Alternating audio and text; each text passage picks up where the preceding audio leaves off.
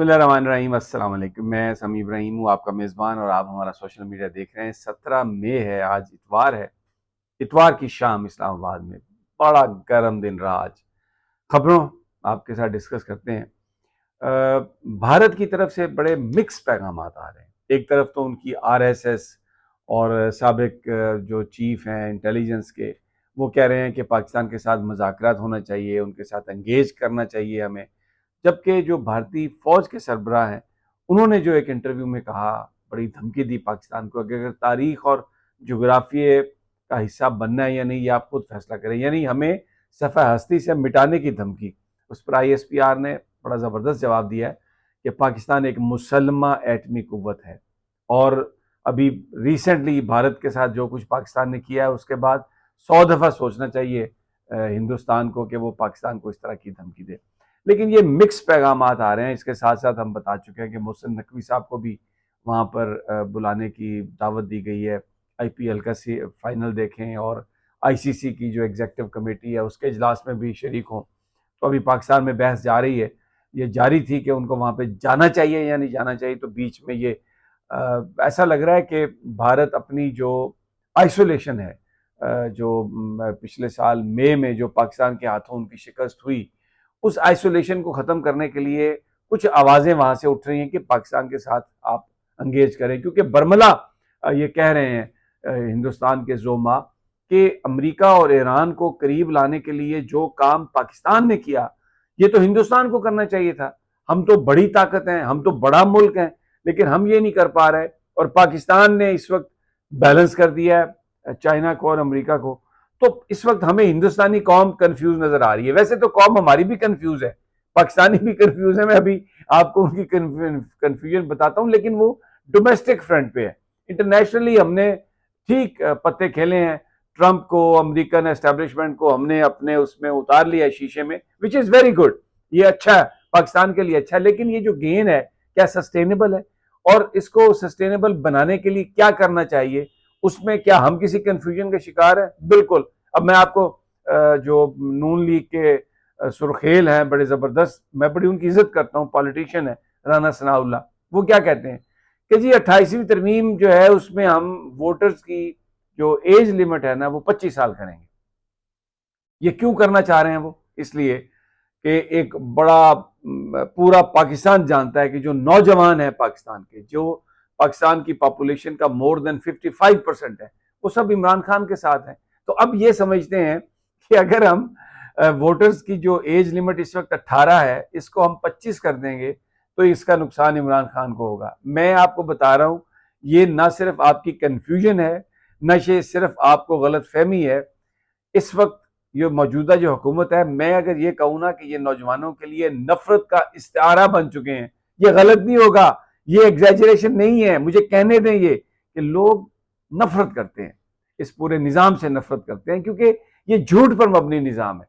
जिसने इलेक्शन जीता उसको फॉर्म 47 के जरिए आपने हराया। और मैंने अपने पिछले वीलॉग में भी आपको बताया कि अब आज़ाद कश्मीर गिलगित बल्तिस्तान में वो कितना सेंसिटिव एरिया है। वहां पर जो इमरान खान की जमात है पीटीआई, उसको वो कहते हैं जी कि आपकी रजिस्ट्रेशन कश्मीर में नहीं हो सकती। और गिलगित बल्तिस्तान में जिनके साथ उन्होंने एग्रीमेंट किया, उनसे ये कह दिया कि जनाब आपका निशान भी गया और आपकी पार्टी पर भी आपकी पाबंदी। तो जनाब ये कंफ्यूजन, जिस तरह भारत कंफ्यूज है पाकिस्तान को लेके कि कैसे हैंडल करना है, हमारे हुक्मरान कंफ्यूज हैं, डरे हुए हैं, सहमे हुए हैं। समझ नहीं आ रही कि इमरान खान को किस तरह डील करे। इनकी सारी साजिशें, सारी जहानतें, सारे जो कुछ भी है, सब वहां पे खत्म हो जाता है। और इस वक्त ये हर बंदा, मसलन बिलावल भुट्टो भी वज़ीर आज़म बनना चाहते हैं। मरियम नवाज को देखें, वो जहाज लेके आज़रबाईजान पहुंच गई हैं, और वहां पर मुझे बताइए, एक सूबे का वज़ीर आला आज़रबाईजान के सदर से क्या, किस कैपेसिटी में मिल रहा है? और फिर वो जो सारी काबीना अपनी साथ ले गई है, खासतौर पर उनकी जो 3 सहेलियां। और फिर जब दिखाया जा रहा है तो वो जहाज को छुपाने की कोशिश की जा रही है, जिस जेट स्ट्रीम में, गल्फ स्ट्रीम में वो वहां पर गई हैं, जो इतना महंगा जहाज इन्होंने खरीदा। और भाई आपका क्या काम है? आप इधर सूबे में देखें, यहां पर चाहे कोई शहर हो, वो पेरा फोर्स है, उसने लोगों की जिंदगियां बर्बाद कर दी हैं। पुलिस वाले हैं, वो लोगों से रिश्वत सतानी आम है, लोगों के साथ मारपीट आम है, सीसीडी कत्लेआम कर रही है। पंजाब में आपने क्या किया सवाए इसके कि आपने अरबों करोड़ों के इश्तिहार देके एक मीडिया कैंपेन चलवाई है, टीवी पर अपने आप को एक हीरोइन बना के पेश किया है। इसके अलावा क्या परफॉर्मेंस है मरियम नवाज की पंजाब में? वो एक ग्रीन सड़क बनाई थी करोड़ों रुपए लगा के, अब वो लेन उसको तोड़ दिया, अब उसको उसमें मिक्स कर दिया। अच्छा जी, बड़ा प्रोजेक्ट शुरू हो रहा है फैसलाबाद में मेट्रो का, 80 अरब रुपए का। आप ये तो देखें कि कितने परसेंट पॉपुलेशन उससे फायदा उठाएगी।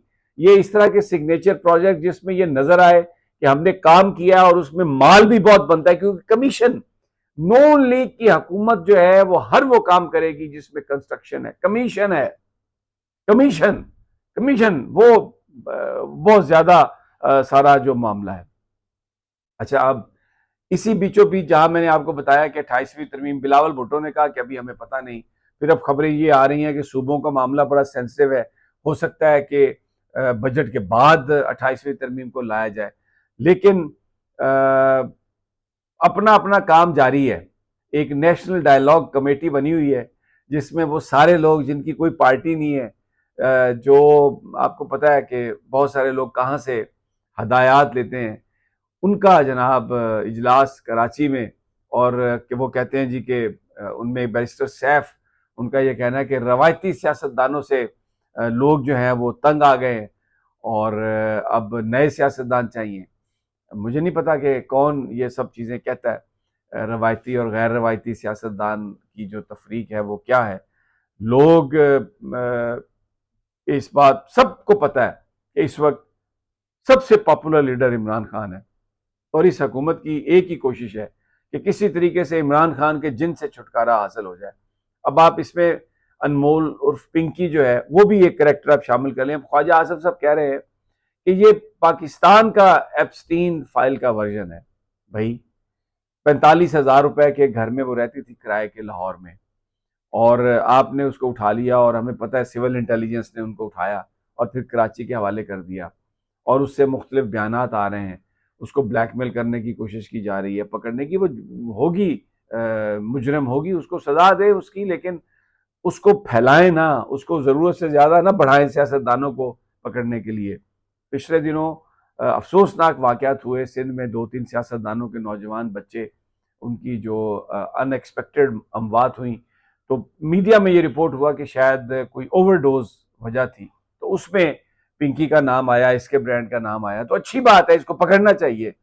लेकिन मार पीट के इसको इस्तेमाल अगर आप करें कि जी इमरान खान को आपने बदनाम करना है, बिलावल भुट्टो को बदनाम करना है या किसी और को, तो ये एक निहायत ही अफसोसनाक है, और ये वही कन्फ्यूजन है जिस कन्फ्यूजन के शिकार इंडिया है। बहरहाल, अगली वीडियो तक मुझे इजाजत दें। जाते जाते आप देख लें बांग्लादेश में जो क्रिकेट मैच है, हमारी टेस्ट टीम क्या कर रही है। जब आप बैलेट खत्म करके ऐसे लोगों के हाथ में मामला दे देंगे जो सिर्फ आपके मंजूर नजर हैं, तो फिर यही होता है। अल्लाह ने